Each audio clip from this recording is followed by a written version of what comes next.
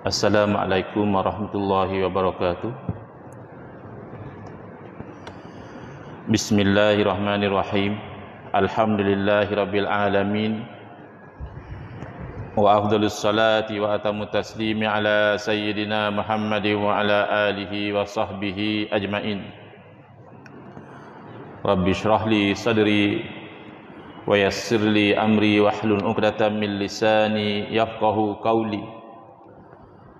Subhanaka la ilma lana illa ma 'allamtana innaka antal alimul hakim. Allahumma akhrijna min zulumatil wahmi wa akrimna binuril fahmi waftah alaina bima'rifatil ilmi wa sahhil akhlaqana bil hilm waj'alna mimman yastami'una al-qawla fayattabi'una ahsanah. Allahumma ati nufusana taqwaha wa zakkiha anta khairu man zakkaha anta waliyuha wa maulaha.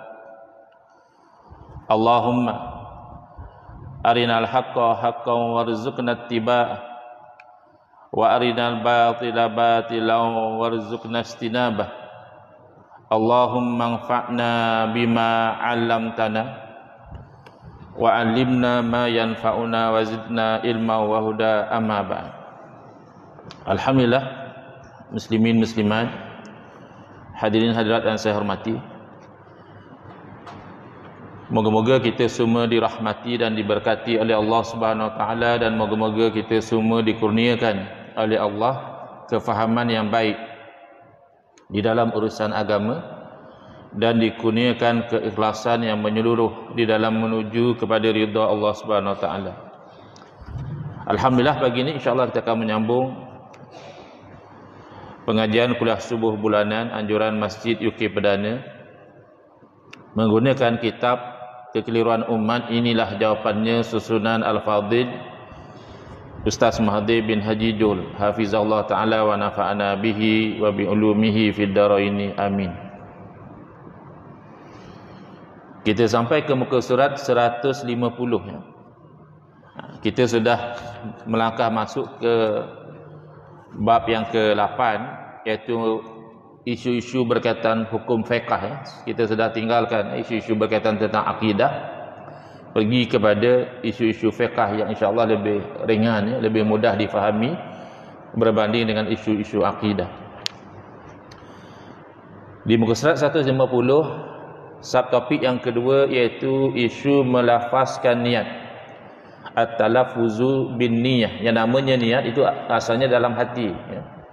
Kita niat nak puasa itu dalam hati, tetapi kita juga melafazkan. Nawaitu shauma ghadin itu kita lafazkan.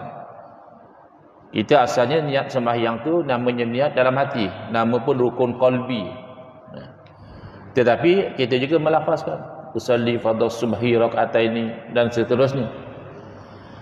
Dan kebiasaannya di tempat kita, usalli ni dah biasa diamalkan. Imam usalli, makmum usalli ya. Kadang dia punya usalli pun tersentak jemaah lain, kuat sangat usalli dia. Ya, dah lah masbuk, usalli pula kuat. Terkejut imam. Jadi biasanya tidak ada masalah, tetapi ada sebahagian daripada kawan-kawan kita kata dia tak boleh usalli. Usalli itu bid'ah kerana Nabi tak buat. Ini dari awal lagi bertitik tolak daripada perbezaan dalam memahami bab yang kedua, iaitu at-tarku. Apa yang Nabi SAW tidak buat disangkakan haram, padahal tidak demikian. At-tarku la yantaju hukma. Semata-mata Nabi SAW meninggalkan satu perbuatan belum menatijahkan hukum. Kena tengok dalil yang lain. Dan dalil bukan sahaja Quran dan hadis, dalil juga termasuk ijma' dan qiyas. At-tarku la yaqtadi at-tahrim. Dalam kaedah yang lain, semata-mata Nabi SAW meninggalkan sesuatu perbuatan tidak memastikan kata perbuatan itu haram. Tak semestinya. Boleh jadi haram, tapi dengan dalil yang lain. Jadi tidak dinafikan bahawa Nabi SAW baginda tidak talaffuz bin niyah dalam bab solat. Nabi tidak usalli. Jadi kalau dikatakan bid'ah daripada sudut baharunya itu, ya bid'ah. Tetapi para alim ulama, termasuk ulama-ulama mazhab Syafi'i, menerima yang namanya bid'ah hasanah, perkara baru yang baik. Kenapa hasanah? Kerana ada dalil. Apa dalil? Ini yang nak diterangkan di sini. Soalan, melafazkan niat sebelum takbiratul ihram dianggap bid'ah dolalah, bid'ah yang sesat oleh setengah golongan. Memang betul ya. Saya ingat banyak tahun dahulu saya hadir satu kuliah di sebuah surau, yang berkuliah itu datang daripada luar negara, semata-mata nak cerita antara lain jangan usolli. Usolli itu bid'ah. Apakah benar pendapat ini yang mengatakan bid'ah yang sesat, dan apakah pendapat ulama dalam masalah ini? Jawapan, qaul yakni pendapat yang muktamad, yang dijadikan sebagai pegangan dan sandaran dalam mazhab Syafi'i, sunat melafazkan niat pada semua ibadah. Kerana ibadah perlu pada niat. Innamal a'malu binniyat. Hanya saja amalan-amalan itu dengan niat. Maksudnya dinilai dengan niat. Bukan sebagaimana yang dipertabelit oleh sebahagian orang. Kamu tak puasa ke? Puasa. Atau makan sampai sepinggan dua pinggan tu? Oh, saya puasa pakai niat. Sebab Nabi SAW bersabda innamal a'malu binniyat, kata dia. Bukan begitu. Yang dimaksudkan adalah amalan itu dinilai oleh Allah Ta'ala mengikut niat. Kalau ada niatnya itu ada nilai pahala. Kalau tidak ada niat, tidak ada nilai pahala. Orang mandi, seorang lagi pun mandi, satu itu hanya mandi sebagai rutin, tak ada apa-apa lah, harus. Seorang lagi mandi dengan niat mandi sunat hari raya, mandi sunat hari Jumaat, atau mandi wajib, mandi janabah. Oleh kerana niat itu ada pahala. Jadi semua ibadah yang perlukan kepada niat itu sunat dilafazkan niat. Mana dalil? Nabi tak buat. Ya betul. Dalam bab solat Nabi tidak lafaz, tetapi diqiyaskan kepada perbuatan Nabi sallallahu alaihi wasallam. Sebab itu kita sebutkan daripada awal tu sudah ada perbezaan. Di sisi kita Nabi tak buat belum tentu haram. Di sisi mereka menyangkakan kalau Nabi tak buat automatik haram. Di sisi kita luas memahami sumber hukum Quran, sunnah, ijma', qiyas, istishab, istihsan, saddu zara'i', masalih mursalah dan sebagainya. Di sisi mereka, walaupun mereka mungkin juga tahu sebagaimana yang kita tahu, tapi sedar atau tidak, mereka seolah-olah menganggap hanya Quran dan sunnah. Bahkan ada yang seolah-olah menganggap hanya sunnah. Dalam Quran ada, tapi dia kata Nabi tak buat. Makanya seolah-olah sunnah itu hanya perbuatan Nabi, sedangkan perkataan Nabi juga sunnah. Pengiktirafan daripada Nabi SAW juga sunnah. Itu dalam bab yang ke-6. Kita dah bincang itu hari. Bab yang ke-6, kekeliruan menyangkakan sumber hukum hanya Quran dan sunnah. Bahkan lebih parah pada itu, menyempitkan sumber hukum hanya pada perbuatan Nabi sallallahu alaihi wasallam. Kenapa? Kerana Nabi SAW talafuz, baginda melafazkan niat bila? Ketika mengerjakan haji dan umrah. Nawaitul hajja wa ahramtu bihi, ataupun nawaitul umrata wa ahramtu biha. Nabi SAW lafaz labbaik Allah dan seterusnya. Dan juga berpuasa, Nabi SAW melafazkan niat berpuasa. Tapi tidaklah macam kita nawaitu shauma ghadin macam itu ya. Dalam kejadian itu Nabi SAW bertanya kepada isteri baginda, ada tak apa-apa makanan di rumah? Jadi rumah Nabi SAW ni kadang-kadang ada makanan, kadang-kadang tak ada. Bila dijawab tak ada makanan, Nabi SAW pun melafazkan niat baginda, kalau begitu aku puasa. Padahal boleh saja Nabi SAW diam, dalam hati saja niat puasa pun boleh. Tapi Nabi SAW melafazkan. Dan juga niat berkorban, melakukan ibadah korban juga dilafazkan. Maka oleh kerana ini semua sama-sama ibadah yang perlu kepada niat, Kerana qiyas ni dia perlu pada illah mushtarakah. Dia perlu kepada asas hukum yang sama. Jadi sama-sama ibadah yang berhajat kepada niat, apabila dilafazkan sebahagian menunjukkan yang lain juga sunat dilafazkan. Perlulah diketahui bahawa qiyas adalah salah satu sumber dalam menistinbat, yakni mengeluarkan hukum dalam mazhab Syafi'i, bahkan dalam mazhab-mazhab yang lain. Bahkan dengan qiyas inilah hukum hakam itu jadi berkembang. Kerana tidak semua perkara yang kita nak tahu hukum berlaku di zaman Nabi sallallahu alaihi wasallam. Kalau tak guna qiyas, akhirnya agama akan jadi beku. Dah tak ada zaman Nabi, macam mana nak tahu hukum? Cuma qiyas ni ada syarat dan rukun dia yang perlu dimahiri. Takut nanti kita qiyas yang batil. Ramai orang qiyas yang batil. Tak qiyas tak apa-apa. Indonesia nak raya hari 21, kita pun nak raya hari 21. Berkena mana? Kah Amerika raya hari apa? Nak tahu Amerika. Ya, Saudi raya hari apa? Kan tempat lain-lain. Kita dah sembahyang subuh di Indonesia, mungkin awal lagi. Kalau kita sembahyang subuh ikut Indonesia kan batal sembahyang kita. Belum masuk waktu. Itu qiyas yang batil. Qiyas kena sama illah dia. Jadi ini sama-sama illahnya, ibadah yang perlu pada niat dilafazkan niat itu sunat. Tak mau lafaz pun tak ada masalah. Dan yang melafazkan dia kena faham juga, jangan sampai meluputkan fadilat takbir selepas imam. Kan kita sunat imam Allahu Akbar, kita pun terus Allahu Akbar. Jadi strateginya kita usalli siap-siap. Jangan imam sudah Allahu Akbar kita baru usalli. Dahlah was-was pula tu. Usalli tu tak betul tajwid dia. Ya, usalli fardhan. Dot lagi. Dah satu hal. Tak perlulah kalau sampai jadi was-was, jangan. Terus takbir je lah. Kerana tujuan lafaz membantu niat.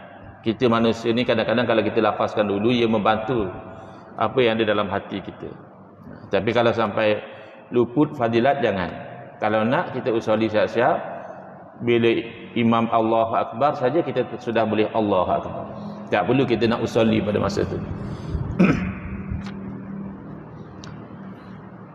Dalil, Rasulullah SAW pernah melafazkan niat ketika melaksanakan ibadah haji dan umrah. An Anas radhiyallahu anhu qala, daripada Sayyidina Anas bin Malik radhiyallahu ta'ala anhu, beliau berkata, sami'tu Rasulullah SAW yaqulu labbaika umratan wa hajjah. Nabi SAW bersabda labbaik. Itu labbaik ini tanda menyahut dengan hormat seruan haji daripada Allah Subhanahu wa taala. Labbaik Allah, labbaik umratan wa hajjah. Sengaja aku itu mengerjakan umrah dan haji. Keterangan Al-Imam Ibn Hajar Al-Haytami rahimahullah ta'ala mengatakan dalam At-Tuhfah bahawa usolli ini dikiaskan kepada haji. Ada juga bahawa Nabi SAW berlafaz niat ketika ingin berpuasa. Diriwayatkan daripada Sayyidatina Aisyah radhiyallahu ta'ala berkata, qala li Rasulullah SAW zata yaumin, telah bersabda Nabi SAW kepada saya pada suatu hari, ya Aisyah, hal indakum syai', wahai Aisyah, ada apa-apa ke yang boleh makan? Qalat, faqultu ya Rasulullah, ma indana syai'. Lalu aku menjawab, wahai Rasulullah, tak ada apa pun. Qala fa inni shaim. Lalu Nabi SAW melafazkan bahawa baginda berniat berpuasa.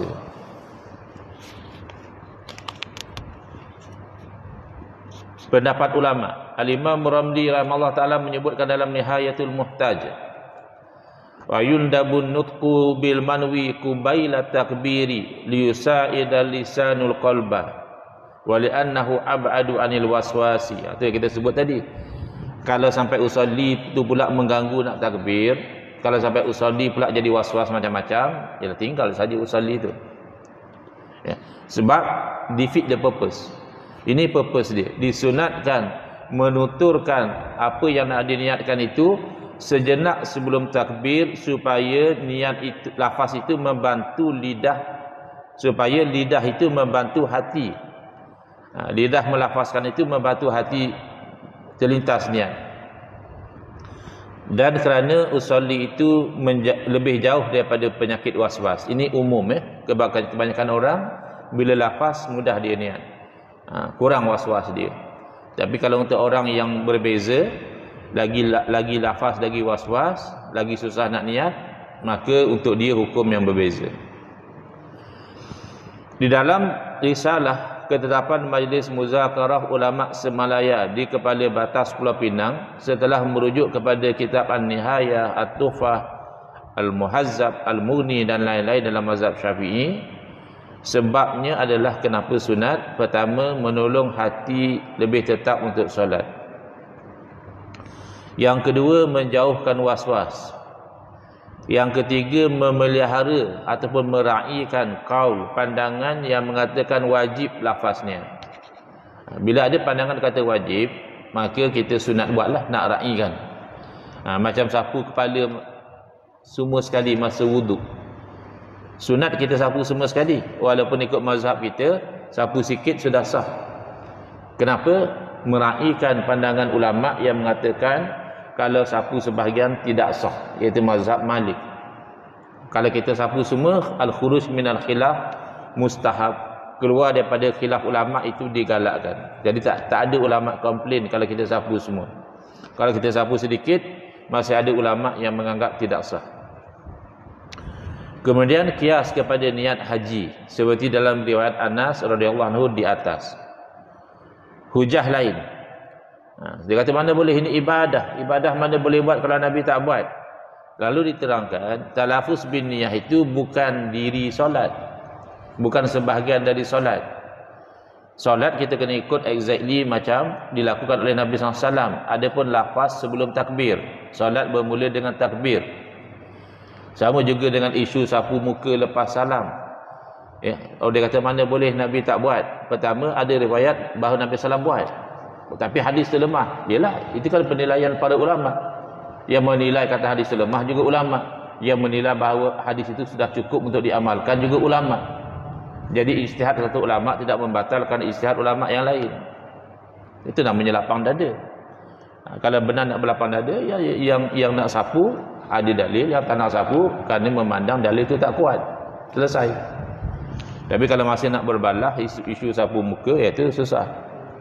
Tidak berlapang dada lah. Kerana apa? Kerana lepas bagi salam tu kan dah habis semayang. Jadi nak buat apa lepas habis semayang? Pegang telinga boleh, garu hidung boleh. Yang selalu zaman moden ni selup poket, keluar handphone, cek WhatsApp pun boleh walaupun tak ada dalil. Sebab cerita lepas semayang. Kalau tengah semayang jangan. Ceritanya lepas semayang. Habis yang kamu sapu muka kerana ada kemungkinan riwayat yang dinilai dhaif itu, tapi sebenarnya memang Nabi SAW lakukan. Jadi berhati-hati. Kalau Nabi memang buat, kita tak tinggal sunnah. Kalau Nabi tak buat pun, kita sapu itu satu perkara yang sudah luar daripada semayang. Jadi sikap berhati-hati ini sebenarnya sangat rasional. Cuma mungkin mereka kurang faham rasionalnya adalah kod-kod betul. Itu namanya ihtiyat. Macam kalau kita memandu laju di highway misalnya. Tiba-tiba kita lihat kereta belah sana bagi beam. Biasa kita akan slow down. Padahal dia bagi beam belum pasti kerana ada speed trap. Boleh jadi dia bagi beam sebab dia nak memotong. Tapi kenapa kita slow down? Sebab hati-hati. Kalau ada speed trap, selamat aku. Kalau tak ada pun, ya tak apa. Pendapat mazhab lain, selain daripada mazhab Syafi'i, mazhab Hanafi mengatakan bid'ah yang masnunah. Bid'ah yang ini baru, benda itu Nabi SAW tak buat, tapi disunatkan. Dan berdasarkan istihsan untuk menolak was-was. Ini sumber hukum dalam mazhab Hanafi namanya istihsan. Dalam mazhab Syafi'i menolak istihsan. Mazhab Maliki, sunat bagi orang tertentu, iaitu bagi orang yang penyakit was-was. Bila dia lafaz niat, kurang was-was dia atau hilang was-was dia, maka untuk orang itu sunat. Kerana membantu yang wajib, niat tu wajib. Tetapi kalau orang tu jenis tak was-was, maka khilaf aula. Dia tertinggal kat sini, bukan khilaf. khilaf aula. Maknanya lebih aula tak payah sebab kamu tak ada kepentingan pun. Kamu jenis boleh terus niat. Tak payahlah nak berlafaz lagi. Mazhab Hanbali sama seperti mazhab Syafi'i dalam isu ini, iaitu sunat. Baik, satu topik lagi insya-Allah. Isu meletakkan tangan selepas takbiratul ihram. Di manakah tangan diletakkan selepas takbiratul ihram? Ya, Allahu Akbar nak letak di mana? Ya. Yang biasa kita tengok Allahu Akbar antara dada dan pusat, tengah-tengah macam ni. Tapi ada pula kawan-kawan kita yang Allahu Akbar, sampai kat leher ni. Jadi akhirnya orang keliru. Sebenarnya macam mana? Bahkan ada yang Allahu Akbar lurus saja ke bawah. Tak letak tangan di badan pun. Itu macam mana? Jawapan ulama khilaf. Maknanya badanlah ada beza-beza. Rupanya ada perbezaan pandangan di kalangan ulama. Kenapa? Kerana dalam memahami hadis tentang Nabi SAW solat tu diriwayatkan, difahami dengan kefahaman yang pelbagai. Ya, ini faham hadis ni satu, yang ni faham hadis ni dengan hadis yang lain, yang ni tengok lagi hadis yang lain. Makanya difahami dalam mazhab Syafi'i yang dikatakan letak tangan itu adalah di bawah dada dan di atas pusat. Kalau ikut zahir di atas dada, ala sadri. Tapi digabungkan dengan hadis-hadis yang lain, maka diletakkan di bawah dada dan di atas pusat. Macam itu, ya, tengah-tengah. Cara ini telah disebut di dalam 20 buah hadis yang diriwayatkan oleh 18 orang sahabat dan tabi'in. Mana kuat. Tak setuju, tak apa. Ini benda khilaf. Tapi jangan dikondem pula. Jangan dianggap macam ni yang sifat solat Nabi yang sahih. Yang ikut salah satu daripada 4 mazhab, insya-Allah itu semuanya sifat solat Nabi yang sahih. Sanad bersambung sampai kepada Nabi sallallahu alaihi wasallam. Apakah dalil bagi perbuatan itu? Antaranya hadis daripada Wa'il bin Hajar radhiyallahu anhu, salaitu ma'a Rasulillah sallallahu alaihi wasallam wa wada'a yadahu al-yumna ala yadal yusra ala sadrihi. Aku telah bersembahyang bersama dengan Rasulullah SAW dan baginda meletakkan tangan baginda yang kanan di atas tangan yang kiri di atas dada. Itu kata kalau ikut zahir ala sadrihi, di atas dada. Tetapi ahli fiqh dalam mazhab Syafi'i berkata yang dimaksudkan dengan dada adalah yang penghujung. Sebab nak reconcile dengan hadis lain. Bukan saja-saja sebab dada ni luas. Kamu bayangkan atas dada di sini. Tapi yang kami faham adalah di hujung dada. Bukan di bahagian atas dada, kerana dada tu luas. Maka jadilah tangan di bawah dada sebagai korinah riwayat tahta sadrihi. Itu kata kita kadang jumpa satu hadis terus kita anggap inilah. Sedangkan para ulama mengkaji banyak hadis, kenapa dia letak di hujung dada? Kerana ada riwayat mengatakan tahta sadrihi, di bawah dada. Jadi akhirnya direkonsailkan dada juga, tapi bahagian bawah dada, hujung dada. Baru dia reconcile dengan hadis yang mengatakan tahta sadrihi. Kerana yang melihat mungkin mengatakan ini dada, yang melihat yang lain dikata di bawah dada. Jadi nak taufik, nak reconcile antara hadis inilah mazhab Syafi'i istimbatkan letaknya itu antara dada dan pusat. Pendapat ulama, Al-Imam An-Nawawi rahimahullah taala berkata di dalam syarah Sahih Muslim, meletakkannya di bawah dada dan di atas pusat inilah mazhab kita yang masyhur, dan demikianlah pendapat jumhur, yakni majoriti ulama dalam pendapat Hanafi, dan beberapa imam lainnya adalah meletakkan kedua-dua tangan di bawah pusat. Mazhab Hanafi letak tangan bawah pusat. Lepas tu kita tengok orang-orang Pakistan, Bangladesh biasanya tangan dia di bawah. Kita ingat dia malas, rupanya memang mazhab dia macam itu. Itu kalau orang perut buncit santai juga boleh tampung perut kan. Tapi memang mazhab dia di bawah pusat. Menurut Imam Malik, boleh memilih antara meletakkan kedua-dua tangan di bawah dada atau melepaskannya ke bawah. Jadi kalau ya Allah Akbar terus tangan ke bawah tu, ada kemungkinan dia mazhab Malik, dan yang masyhur di sisi mereka. Jadi daripada penjelasan Al-Imam An-Nawawi ini difahami bahawa pendapat jumhur, yakni majoriti ulama, adalah meletakkan kedua-dua tangan antara dada dan pusat, sebagaimana yang biasa diamalkan.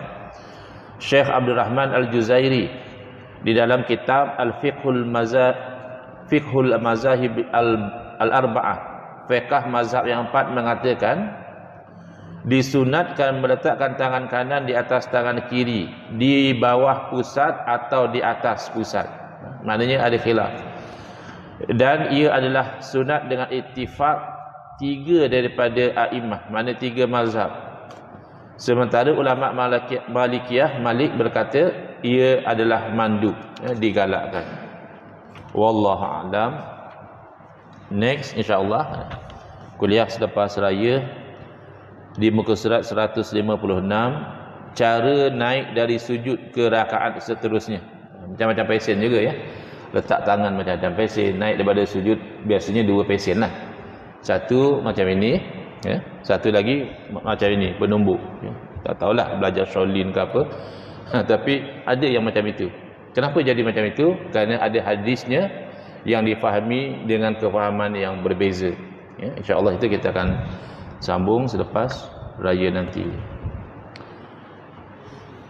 Bismillahirrahmanirrahim. Alhamdulillahirabbil alamin, wassalatu wassalamu ala asyrafil anbiya'i wal mursalin wa ala alihi wa sahbihi ajmain. Allahumma shrah sudurana wa ahsin akhlaqana wa azim ujurana wa nawwir qulubana bi nuri hidayatika kama natarada bi nuri syamsika abadan abada bi rahmatika ya arhamar rahimin. Allahumma nqulna min dhullil ma'siyati ila izzit ta'ati ya arhamar rahimin. Wa sallallahu ala sayidina Muhammadin wa ala alihi wa sahbihi wa sallam. Alhamdulillahi rabbil alamin. Amin ya rabbal alamin. Wal afu minkum.